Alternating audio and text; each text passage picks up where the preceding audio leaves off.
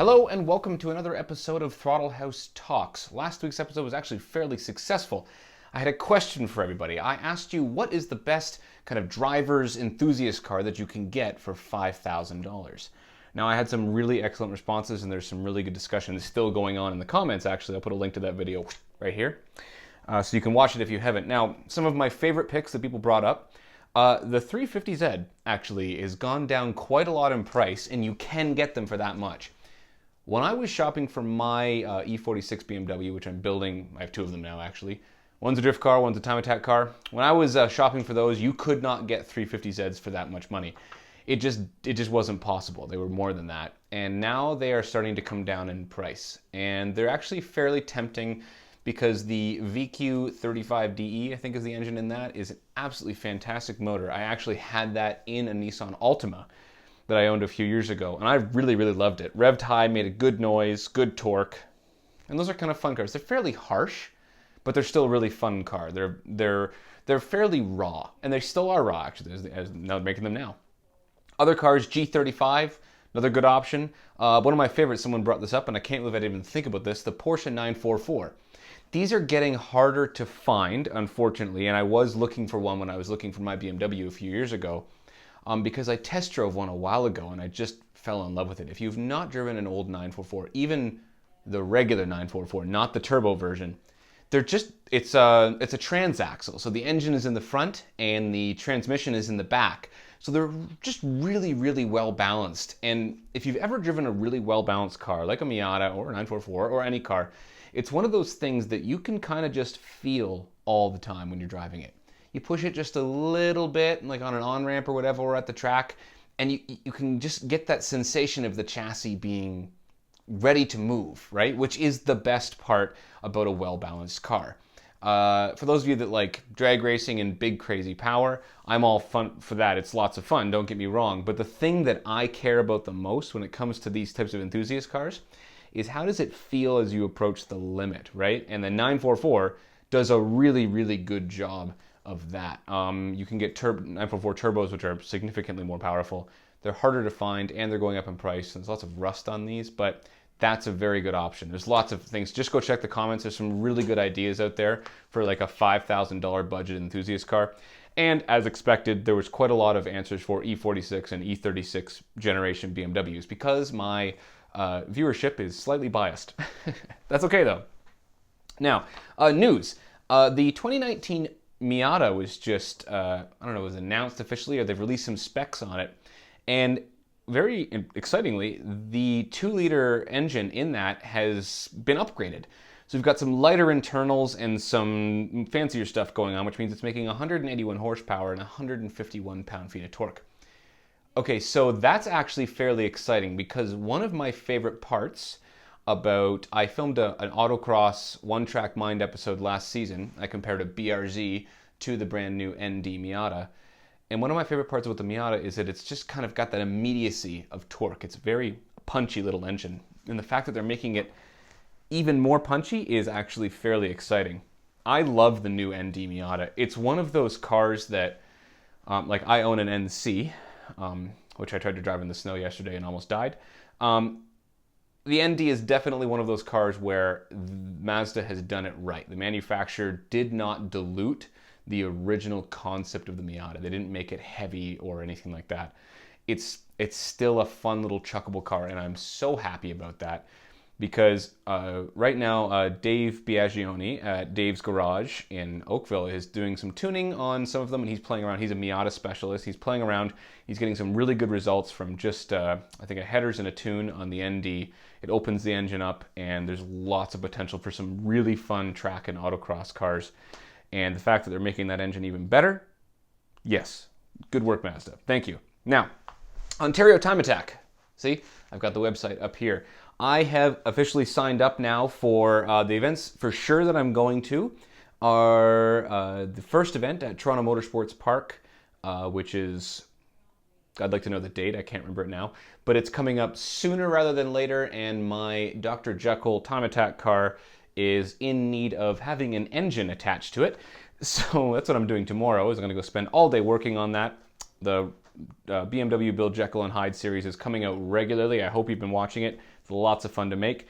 Now, I've also signed up for the DDT day, which is Canadian Tire Motorsports Park driver development track.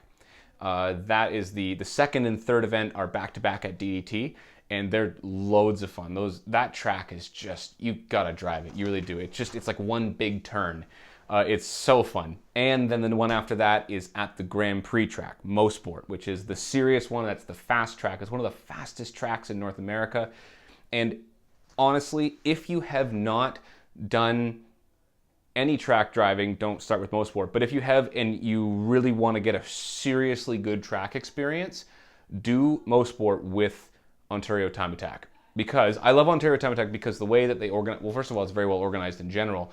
But the best part is that when you're doing your timed runs, you essentially have the track to yourself because they grid you in order of your qualification laps.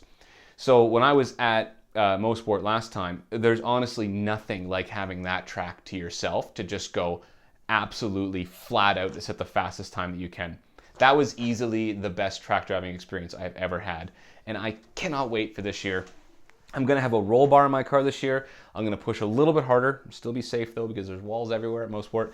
But I am going to push a little bit harder and I want to be competitive. I am in Grand Touring 2 this year, which is a slightly more competitive class.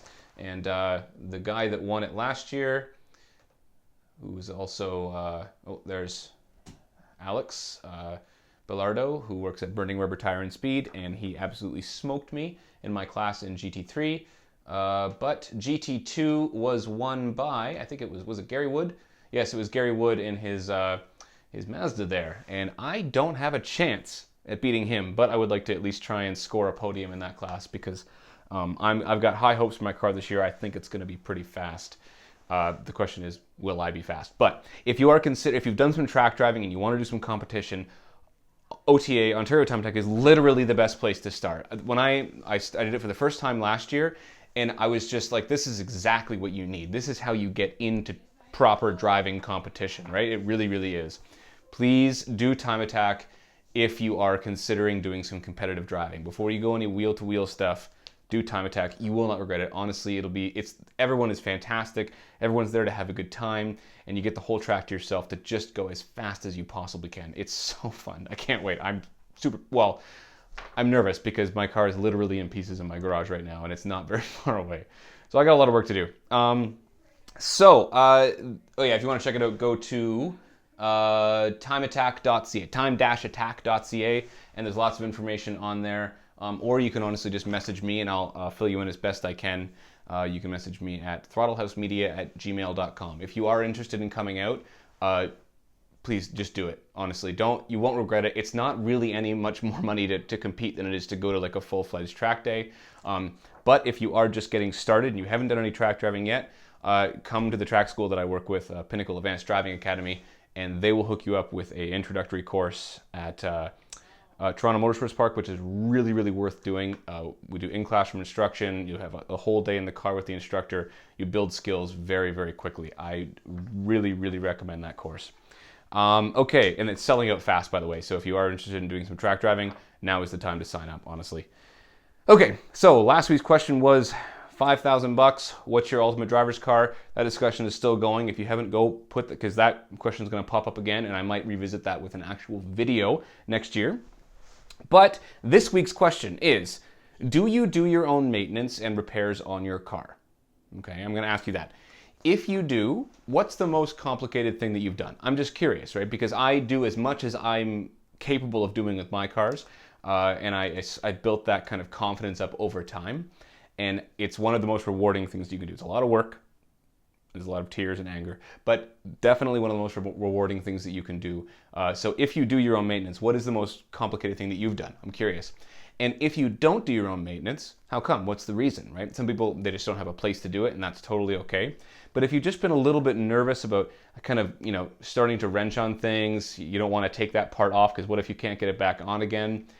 Just let me know in the comments and we can talk about it, because I am all for getting everybody out there doing their own maintenance, because us as enthusiasts doing our own car repairs and modifications is what is going to keep all of our favorite drivers' cars on the road in the years to come, obviously, right? Because Some of these cars are getting old, the ones like an old Porsche 944. It needs somebody who is willing to put a lot of time in to keep it running. And I don't want to see those cars die. I want to see them continue to fill our racetracks and drag strips regularly. So if you don't do your maintenance, let me know how come. I actually made a video a while back. I think it was how to do your own car maintenance, I think is what it's called actually.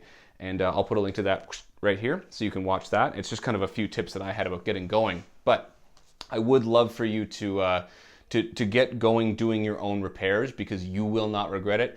You save so much money, and it lets you buy cars that you would not otherwise be able to afford. If you took an E46 BMW to a shop every single time you wanted to do a repair on it, you'd be broke in no time. You may as well buy a brand new BMW, honestly. Okay, so that is all for this week's episode of Throttle House Talks. Make sure you subscribe and hit the notification bell so you don't miss any of these videos, or my BMW build Jekyll and Hyde that is coming out regularly. I've got so much content to make videos, so there's gonna be like 30 more videos easily. And car reviews are gonna be starting up very soon. For me, the One Track Mind series will hopefully be starting fairly soon with Colin and Jay. You'll be seeing them on Throttle House Talks and at the track a whole bunch soon. So, thank you for watching, subscribe, see you next time.